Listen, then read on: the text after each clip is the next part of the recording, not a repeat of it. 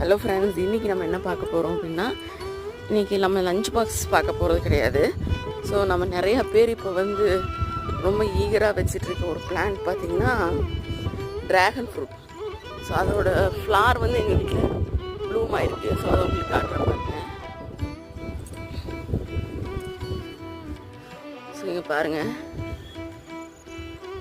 நல்ல ஒரு பெரிய ஃப்ளார். ஆக்சுவலாக நிறைய ஃப்ரூட்ஸ் விட்டுருக்கு. ஆக்சுவலாக அங்கே ஒரு ஃப்ளவர்.